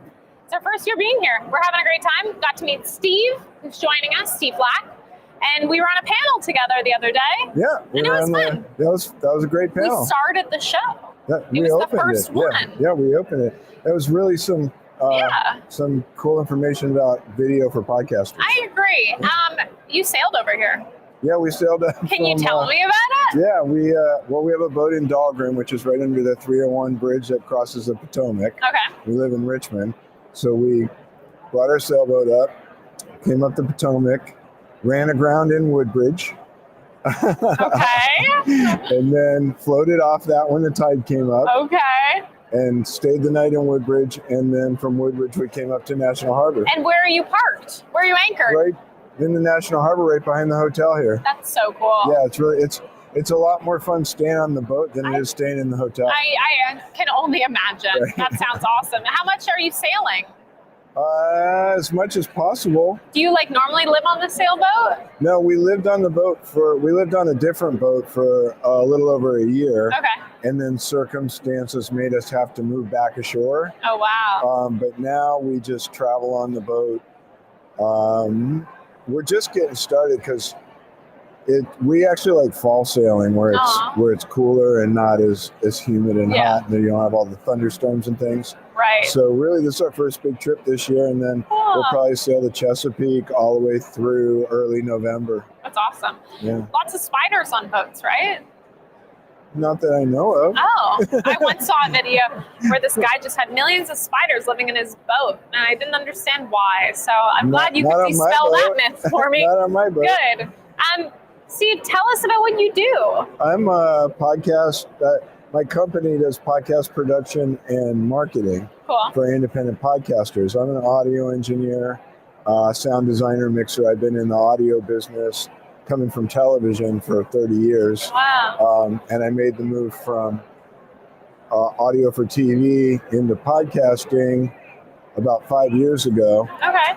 And I just found a niche market that really works well for my style of working. That's awesome. Yeah. How would you define your style of working? Well, I like to work with independent podcasters, journalists, storytellers, authors, people who have a story to tell, but they don't want to get into the weeds of the technical stuff. Yeah. So that's where I come in. I'll help them sound design, mix, edit, produce their sessions. I have a team of people I work with. I have a video editor that I work with for video podcasting. And basically I say, you bring the content, we'll do everything else. Amazing. Yeah. What are you most proud of? Wow.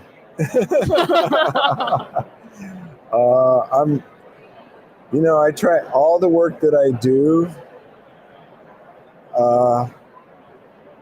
I try and do everything. I try and make everything I do be something I'm proud of. Aww, I love that. That's a good mentality. And I guess I would say I'm proud that I work with independent people because I feel like I'm making a difference in helping them bring their story. Yeah, and you can see the passion they have for their projects, which is infectious often. Oh yeah, I love it. And I love that I can provide a service that, sure, you can edit your own podcast, you can record your own podcast, but this is second nature to me. I've been doing this my whole life. Right. So I can do it faster, better, and quicker, and that gives you time to think about your content, guest curation, your story. Yeah, exactly. Yeah, exactly. And really, you do what you do best. Yeah. Now, what is some one tip or free takeaway for someone who is starting their podcast?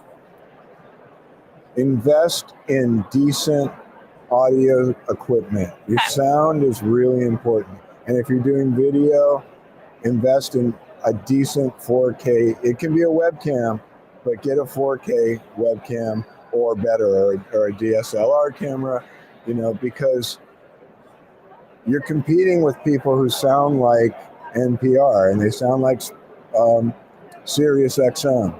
You're competing. That's the level. That's your competition. So if you're starting at a deficit, you're starting with a $49 mic or doing it on your laptop mic. Yeah.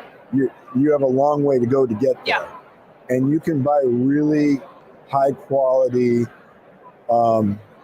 good sounding stuff for not too much money. Yeah. What's one you would recommend for that fits that category? Yeah, I mean, well, there's so many different budget levels. So Yeah. I would recommend a dynamic mic as opposed to a condenser mic, Okay. because a dynamic mic will do a lot to cut out a lot of your background sound Cool. and things. The AT2020 is not very expensive and it sounds great. Okay. The standards are the Shure SM7B Okay. and the EV RE20, and those both run about $400. Right. So it's not outrageous, but it's a little expensive if you're. But you'll never have to buy another one for Right, a very you'll have long it forever. time. Yeah. Exactly. Versus buying multiple of a shitty Right. shitty $49 mic. Exactly. Yeah, exactly. So. Steve, you rock. Thank you so much for joining us today. Thanks for having me. I can't wait for the Appreciate it. next time we get to do a podcast together, whether it's because we're working together or another panel. Yeah, I hope so. But maybe we'll see you at Podfest in Florida. You can sail down for it. I'm planning on being there. Oh, good. So we're we'll trying see. to decide right now. So, Oh, yeah, is well- it bigger? I haven't been before. Oh, okay. But everyone tells me it's more indie oriented. Oh, cool. Yes, And- I've heard that. And that's my market more than Yeah, the it's big perfect. majors. So I figure I should be there. See you in January. All right, good. I'm looking All forward to right, cool. Bye, everyone. it. Bye. Bye.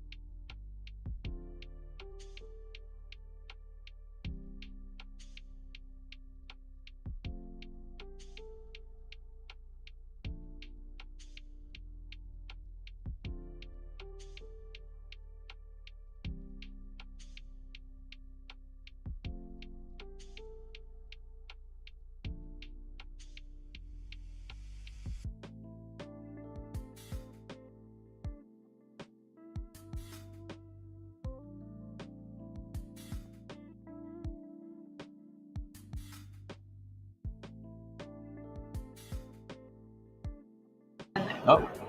and then bring the music down, and then I'll hit. I love how in camera control one. you are right now. I can do it. Yeah. That's Hi, awesome. everybody.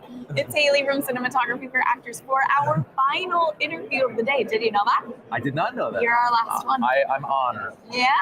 It is a big honor to be our final interview of the day. This is Randy Unger. Hello. And we are using 3 Blackmagic cameras because Blackmagic is our sponsor, and also because that's what Indiana and I actually use. This is our real setup that we actually use. That's very cool. That's why we're here. We have Sigma lenses. Thank you so much, Sigma. And we have been using these Holly Landmark Max wireless labs. I love it. I love it. Let me tell you, they're So good. easy when you just hand it to someone and say, Yeah. clip. Boom. It's so nice, and it's so much nicer than like holding a mic. Yeah. We do that a lot too, and my fingers get so cold. I have bad circulation, I think. Oh. So yeah, we're here. We're gonna chat with Randy for a little bit about his show. Yes. This is gonna be your cool camera. Whenever you want to make a point, Okay.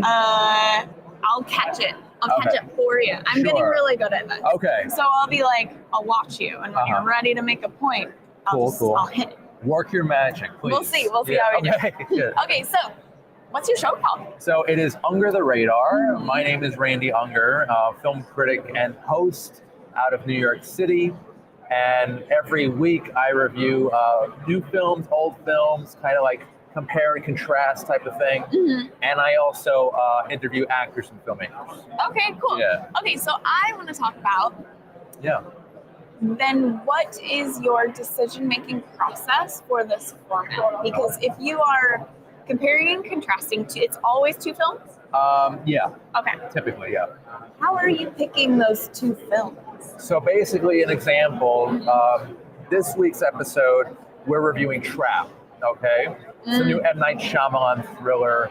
So that's new in theaters. Yeah. And I thought it would be fun to go back to where it all began for M. Night Shyamalan for his first student film. It's called Praying with Anger. So we're basically going to chart his entire career from his first to his last. How did you find his first student film? Was that easy? Yeah. Is it just out there? Yeah, it's actually on YouTube. Oh. The quality is terrible. Well, yeah. But it's there. Yeah. So it's a really good way to see how his career has evolved over the years. Yeah. You know. How do you think that ended up there? Like, do you think that he licensed it to someone who has a YouTube channel to then show it? Or is that secretly M. Night Shyamalan's YouTube channel? That he's like, yeah, everyone's going to watch this. I didn't like dive deep into why and how, but it is there. And you found it and you watched it? I did. Is was it a great. feature? It is. It's like about an hour and 40 minutes, I want to say. Okay, hold on a minute. Yes. Maybe this is part of why. Okay, I'm gonna get a lot of trouble for saying this. Uh-oh. Right now, well, it's not dying. Cinema is not dying. Right now, cinema is in a small coma, right? Yeah. Thanks to strikes and other things. Right. But maybe that's also part of it. Is like film schools don't require you to make a feature film. Did they used to? Like M. Night Shyamalan made a feature film. I think because he went to first NYU short film? for his particular film program. I think he did. Okay. Well, I personally don't. I want to say that I know, but I don't know. But I know some kids who go to NYU and they're making shorts. I don't think they require a feature either. Yeah, this is a feature. This is what I'm saying. It's very Why aren't ambitious. these kids making features anymore? Because they have to leave school and know how to make a feature, but all they know how to do is shorts. Right. I'm not knocking short films. Oh yeah, sure. Short films are the media of the future. They're inspiring and beautiful, but they are their own art. Right. You know, like it's different. And so these kids are coming out of school and they know how to make a really good short film and they're winning festivals. But I have seen a lot of directors and a lot of filmmakers have a really hard time jumping to feature. And that's a good point because this film that M. Night did wasn't very good, but that's okay. It's his first film. Yeah, but he did the whole thing. He did. He did the whole length. And he wrote, he directed, and starred in it too, FYI. Wow. Yeah, so that's very ambitious. That's quite an undertaking. a lot to do. But I mean, I guess when you're a student, you kind of have to do that. You know, No, you don't have to do that. A lot of times now they assign you to work on each other's Right. set. Do you have a filmmaking background on that? I do not. Okay. No, I mean, I have been an actor forever, but I did, act in student films with friends. That's cool. I mean, all the way up through. I was in the AFI SAG Conservatory when it existed. So Wow. I did a lot of like cycle films and things like That's that. awesome. So I have a student film background. Yes, good, Not a good. filmmaking background. Gotcha. No, that's right. You're in the realm of I'm it all. in the realm to have, experienced secondhand a lot of this stuff. Yeah. And I'm just wondering if that has something to do with it. Why it seems more difficult for people to really believe in themselves to just do their feature. Yeah. Anyway, we're on a serious tangent. Yeah. So that's how you decided for this. So Yes. it's usually, it has to be kind of related. Right. Yeah. I like to do that with films in theaters, like new stuff. Mm-hmm. But if it's a slow week or a couple weeks, I just go back and watch like an anniversary review. Like we're going to be doing in 2 shows from now, we're going to do the 30th anniversary of Speed, and we're going to discuss Speed 2. Oh my gosh, I love Speed. It's so much fun. So much. Yeah. I think I saw it at an inappropriate age for, So, I mean, the subject matter is kind of stressful Right. for a child. I fine. loved it then, I love it now. And you know what I learned? I bet you know this as a film critic, film analyst. That entire film is ADR. Oh, okay. Because they had to keep the bus at such a low gear to be able to, they're just driving them around and around and around, and to be able to drive it as slow as they could, they had to be able to shoot in there, they had to keep the gear so low, and it was so loud that they couldn't record any lines. Interesting. Wow. So they did the whole movie, and then they had to get the actors back in to do ADR over the entire Well, it worked film. out beautifully because it's an action classic, I'd say. Yeah, I agree. I agree with you. So this is exciting. And then you also have actors in. When you have actors in, do you just roast them? I mean, no, I'm pretty respectful of my interviewees. So basically, it's actors and filmmakers. Mm-hmm. Sometimes they're a little rough around the edges, or a little maybe inebriated. I don't know. They come in and they've been there a little nervous. They took the edge off. I mean, it happens. It's fun. I may not be. I'm not going to name names, but I was about to. But there are some that come in and they're like a little out there. Mm-hmm. But you work around it, and you treat them like your equals, basically. If you want to find out who he's talking about, probably just listen to his podcast and you'll know. You'll get some good hints. Amazing. Yeah. Oh, that's so much fun. Okay, Yeah. so you're here, you're at Podcast Movement, you're learning things, you're finding tools that are going to be good for you. It's amazing. What have you seen here at I want to call it a festival, but it's a convention. I guess it counts as a festival. It feels too. like Comic-Con, really. It really does. I've been really excited about this. The 5 years have been great. What have you found is there anything you're excited for? So I've met some great people, some really interesting people, such as yourself. Thanks. And hopefully I'm going to bring these people into my podcast world for Under the Radar to bring it to the next level and to just make some new friends. And not just professional, but personal, just good people. And that's what I'm all about. Yeah. That's the tagline for my show. It's Under the Radar, bringing movies and people together, one frame at a time. I got it. I caught You got it right in time? Yes. Awesome. All right. That's fantastic. So I mean, there's a lot here. There are products, there are tools, but at the end of the day, it's about the people and about the community you're building. Absolutely. For the end of the day, this was a perfect way to sign off. Thank you so much, Randy. Thank you, From Under the Radar. Bye, guys. Thanks, guys.